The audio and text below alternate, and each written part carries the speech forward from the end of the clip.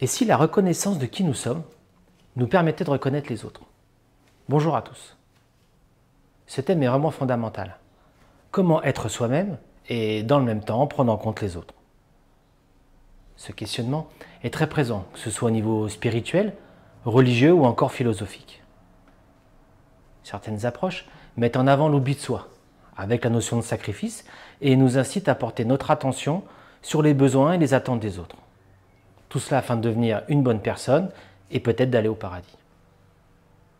Alors que dans le même temps, d'autres mettent en avant la satisfaction personnelle, l'assouvissement de nos désirs pour vivre une vie heureuse, centrée sur nous-mêmes. La difficulté avec ces deux visions de la vie est qu'elles nient chacune une partie de qui nous sommes. Nous sommes tous des individus uniques, apparemment séparés, et dans le même temps des êtres sociaux ayant besoin d'interaction, de partage et de liens sensibles. Nous savons même, d'après certaines expériences, qu'un bébé n'étant pas stimulé, sans relation et contact affectif, ne peut pas survivre. Donc nous avons tous à résoudre cette équation. De façon globale, nous commençons dans un premier temps par expérimenter une des deux approches, puis l'autre, afin d'éprouver ces deux polarités et de tendre vers plus d'équilibre. Un premier point essentiel pour faire évoluer nos relations est de reconnaître qui nous sommes vraiment. Cela permet de détendre notre ego en prenant conscience de notre valeur. Ainsi, nous avons moins besoin de l'affirmer pour nous rassurer. Mais cela prend du temps et pas mal d'efforts d'introspection. Mais ce travail est aussi soutenu par ce que nous renvoie l'extérieur.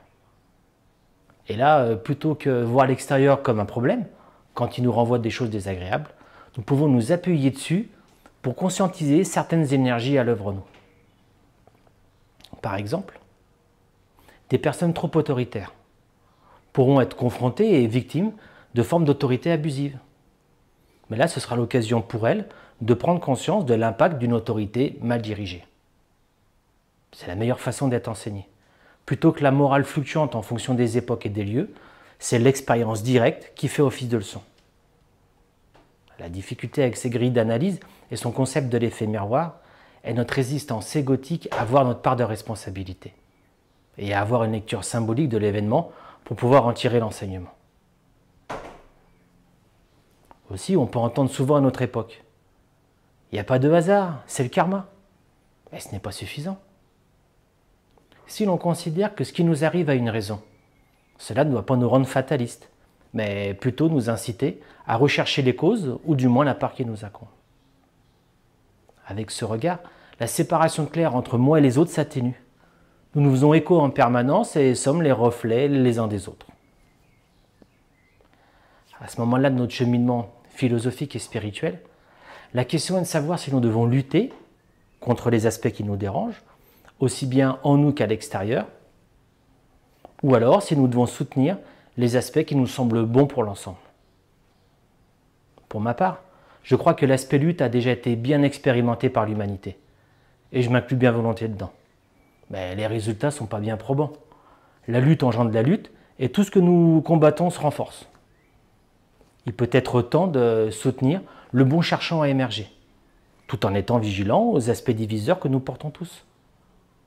Nous pouvons développer la volonté de bien et la compréhension aimante qui prend en compte le niveau de conscience d'une personne pour mieux appréhender ses actes.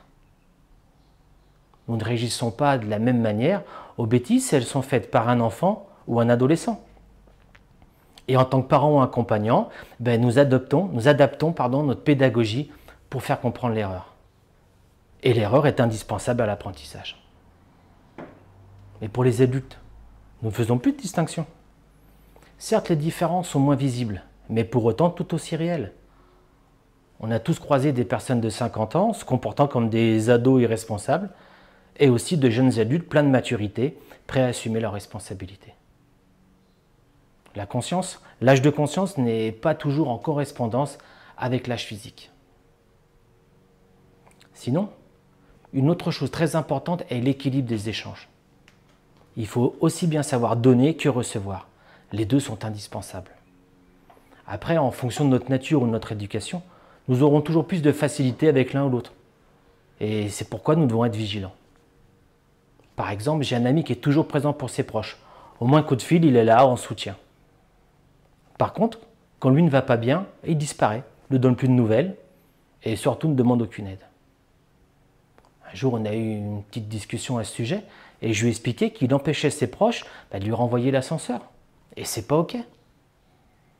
Quelque part, il les privait d'être à leur tour des soutiens, de pouvoir donner après avoir reçu.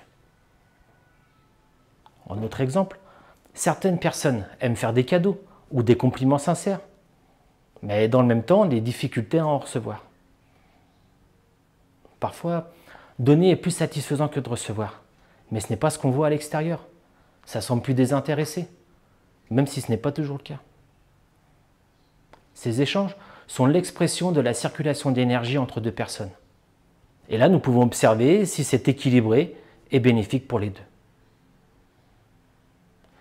Une autre difficulté dans nos relations est notre rapport à la différence. Ce n'est pas toujours évident de reconnaître une personne très éloignée de nos valeurs. Surtout dans la jeunesse, mais bon, ça c'est peut-être juste mon expérience personnelle.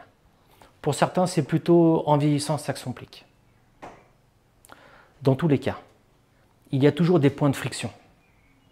Même une personne très ouverte, tolérante, pourrait rejeter une personne intolérante. Nul n'est à l'abri. Comme dit l'expression, tel est pris qu'il croyait prendre. On peut juger l'autre sans se rendre compte que nous portons la même chose, mais souvent exprimée différemment ou dans d'autres proportions. Et là, on revient à notre fameux effet miroir de tout à l'heure.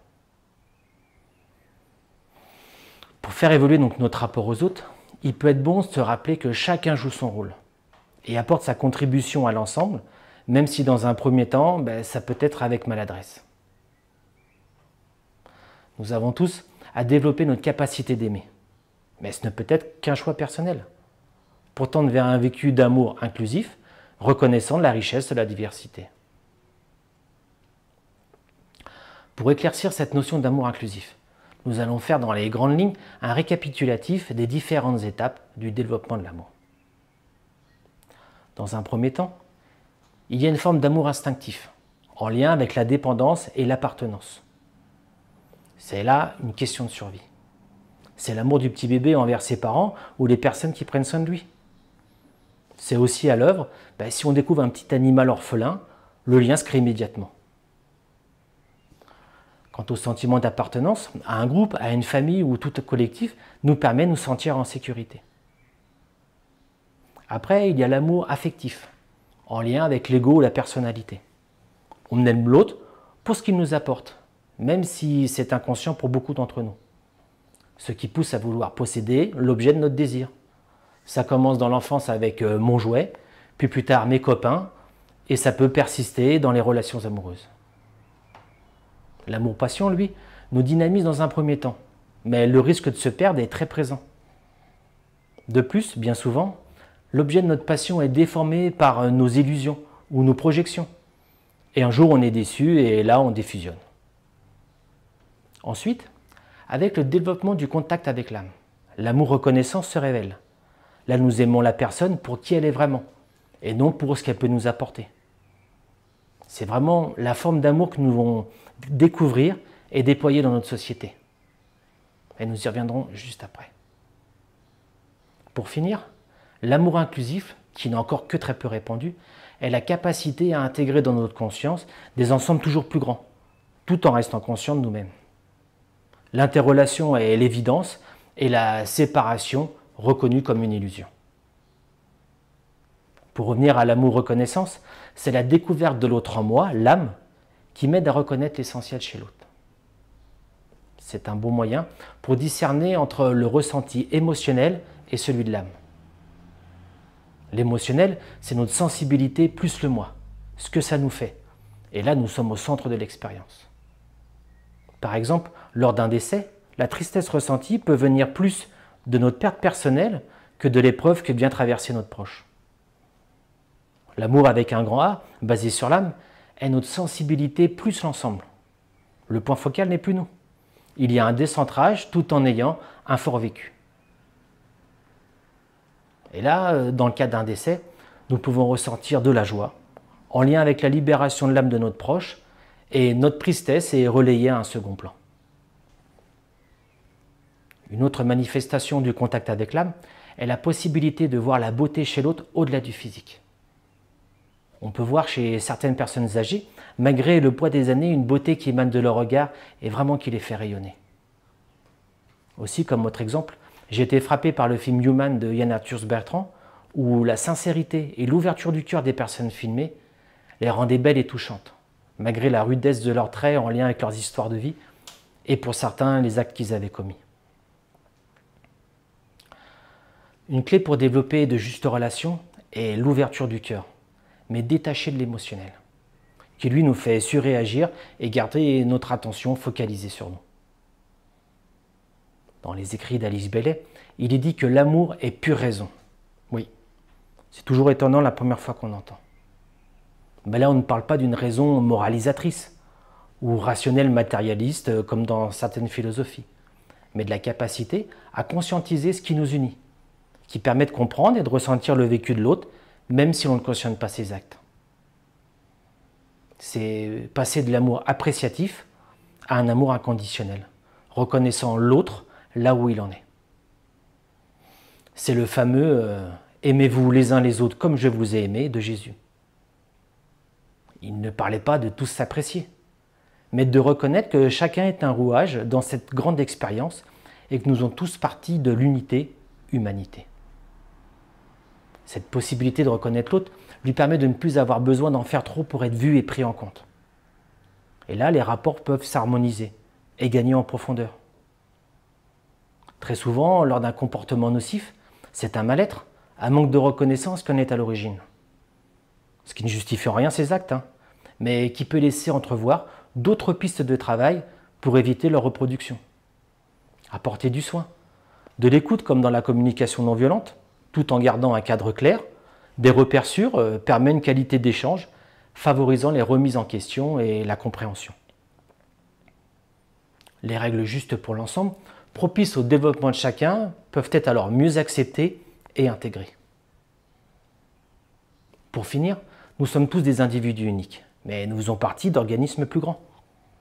Ces organismes ont besoin de la diversité, comme nous-mêmes nous avons besoin de nos différents organes. Nous, en tant qu'individus, nous faisons tous partie d'une famille, puis après, dans un cadre plus grand, ça pourrait être une entreprise ou une société, un pays. Il y a toujours cet effet d'organes et d'organismes.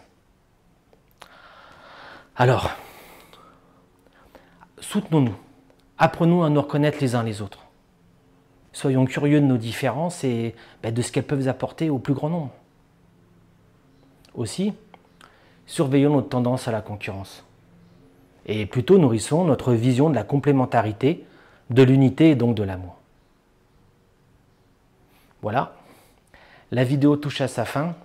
Merci de l'avoir écoutée et au plaisir de vous retrouver le mois prochain avec comme thème « Nouvelle créativité ». Si vous voulez nous soutenir, n'hésitez pas à mettre un j'aime ou à partager la vidéo si le cœur vous en dit. Merci et à bientôt.